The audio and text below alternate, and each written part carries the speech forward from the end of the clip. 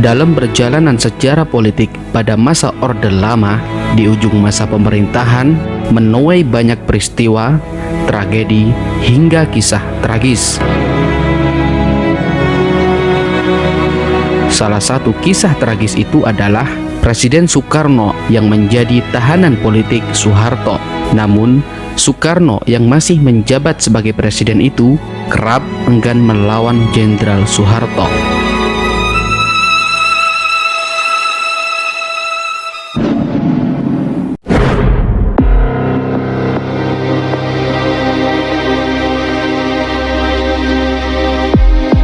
Tragedi berdarah pada tanggal 30 September 1965 yang menyeret Partai Komunis Indonesia atau PKI sebagai pihak yang dituding menjadi aktor utamanya, membuka jalan bagi Soeharto tampil bak pahlawan. Dia juga mengintip peluang untuk melemahkan pengaruh Soekarno.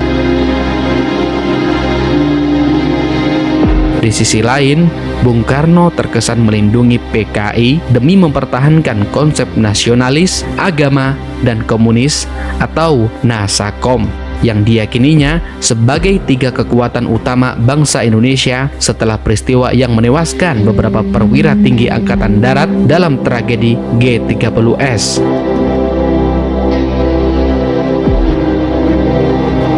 Sebagai salah satu petinggi Angkatan Darat yang kebetulan selamat, Soeharto langsung muncul ke permukaan dan memotori upaya penyelamatan negara.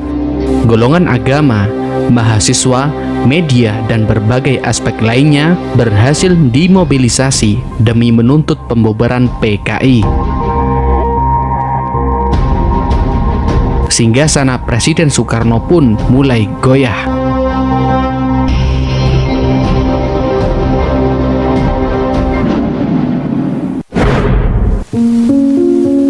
Perintah 11 Maret itu mula-mula dan memang sejurus waktu membuat mereka bertampik sorak-sore kesenangan. Dikiranya SP 11 Maret adalah satu penyerahan pemerintahan. Padahal tidak. Soeharto memperoleh momentumnya setelah Soekarno menandatangani Surat Perintah 11 Maret atau Supersmar pada tanggal 11 Maret 1966. Surat perintah ini sebenarnya hanya memberikan wewenang kepada Soeharto selaku Panglima Komando Pemulihan Keamanan dan Ketertiban atau Pangkopkamtib untuk mengambil tindakan bila diperlukan.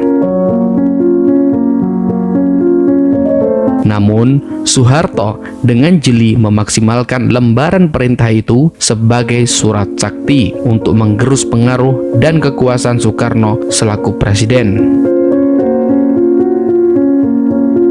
Tindakan Soeharto ini terbukti setelah Supersmar dikukuhkan dan menjadi ketetapan Majelis Permusyawaratan Rakyat Sementara atau MPRS tidak lama setelah dipegang oleh Jenderal Soeharto. Dengan demikian, Supersmar yang semula hanya surat perintah justru menjadi bumerang bagi Presiden Soekarno, yang mana digunakan Soeharto sebagai legitimasi untuk mengambil alih kekuasaan lalu diperkuat oleh keputusan MPRS. Dari situlah upaya pelemahan terhadap Presiden Soekarno dimulai.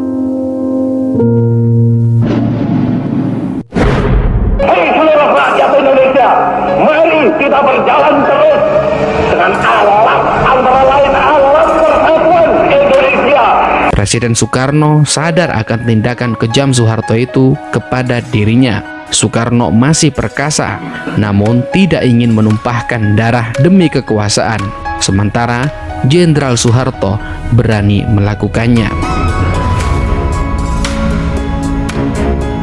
Di kalangan Kesatuan Aksi Mahasiswa atau KAMI, Panglima Angkatan Darat Letnan Jenderal Soeharto adalah pahlawan. Kendati demikian, kepopuleran Soeharto tidak mencegah para aktivis KAMI mendatangi rumahnya dan melayangkan protes.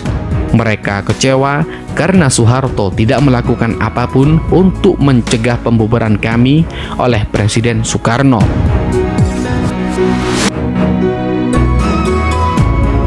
Dalam buku Menyibak Tabir Orde Baru, Memoir Politik Indonesia 1965 hingga 1998, Soeharto menerima beberapa pentolan kami di kediamannya di Jalan Haji Agus Salim.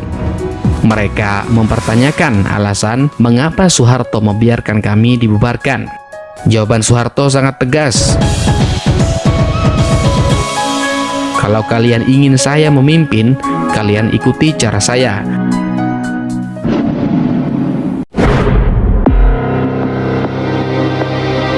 Saat itu, Soeharto sedang menyiapkan langkah demi langkah dalam pertarungan politik kala itu. Tidak semua jenderal percaya Soeharto, mengingat dia pernah dikucilkan di kalangan perwira tinggi Angkatan Darat. Soeharto juga tahu bahwa Soekarno masih kuat di kalangan angkatan bersenjata dan karismanya masih memikat di mata rakyat.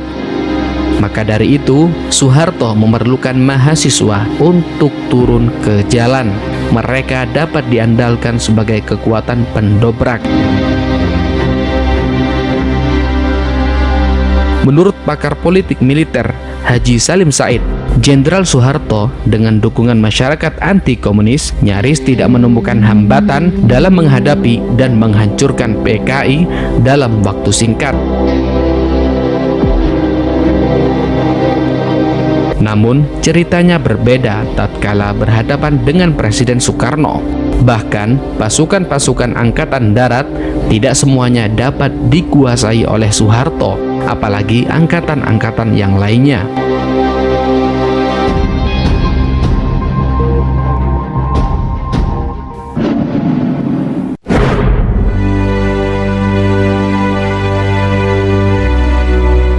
Di ranah militer, kekuatan tentara di belakang Soekarno bisa saja melucuti Soeharto dan kelompok pendukungnya seketika.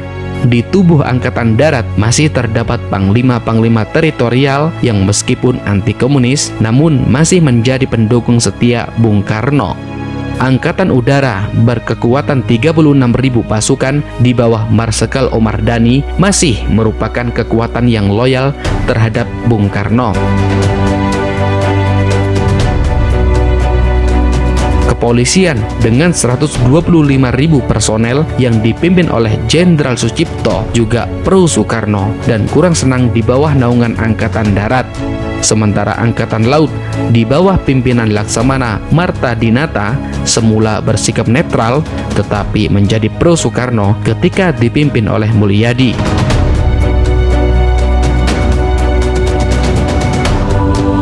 Adapun tentara Angkatan Laut berjumlah 44.000 yang separuhnya merupakan Korps Marinir KKO juga pendukung setia Bung Karno.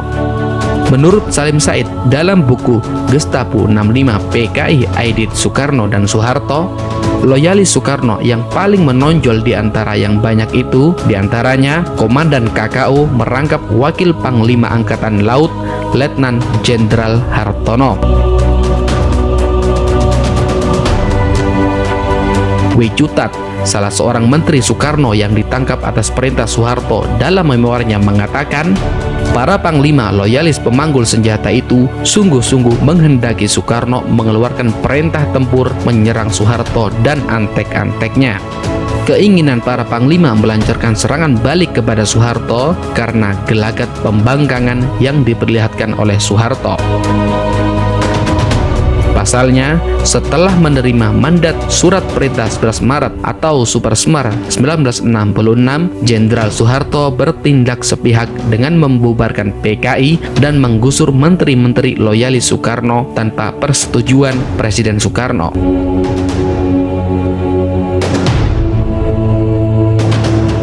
Di Jakarta, pasukan KKO, pasukan gerak cepat atau PGT, AURI, dan BRIMOB telah bersiap turun membela Soekarno. Mereka semua menunggu instruksi Presiden untuk bertindak. Namun, instruksi itu tidak kunjung datang. Bung Karno sangat khawatir melihat perang saudara terjadi di Indonesia sebagaimana Vietnam dan Korea. Memang tidak bisa melihat darah Indonesia mengalir karena hanya pertarungan antar sesama bangsa sendiri.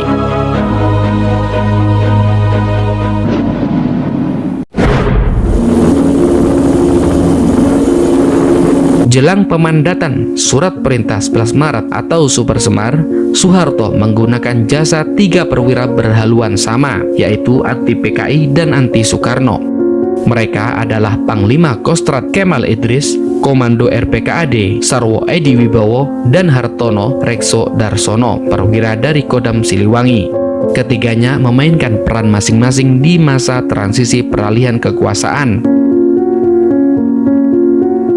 Sarwo Edi Wibowo menghajar PKI berikut simpatisannya lewat serangkaian penangkapan hingga pembantaian. Kemal Idris melindungi aksi demonstrasi mahasiswa yang gencar menyerukan pelengseran Soekarno sebagai presiden. Sedangkan Darsono menggalang kekuatan politik di kalangan Angkatan Darat untuk mendukung Jenderal Soeharto.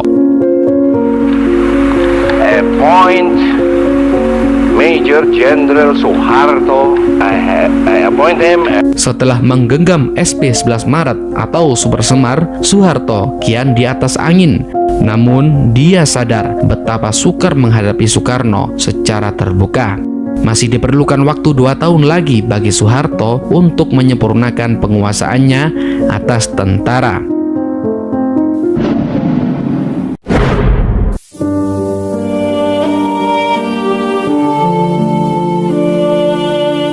Setelah Soeharto menangkap 15 menteri, terjadi pembersihan besar-besaran di tubuh angkatan bersenjata. Yang paling besar menerpa angkatan udara, sedangkan pembersihan skala kecil terjadi di kepolisian dan angkatan laut.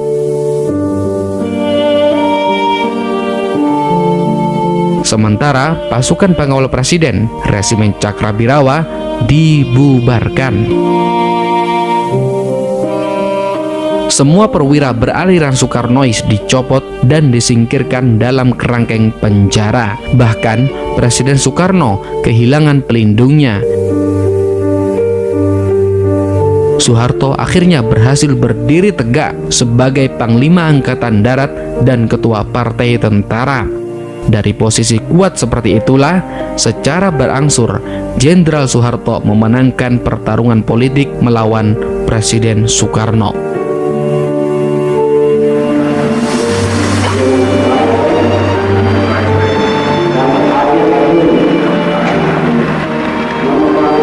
Pada tahun 1968, Jenderal Soeharto melakukan pukulan pamungkas.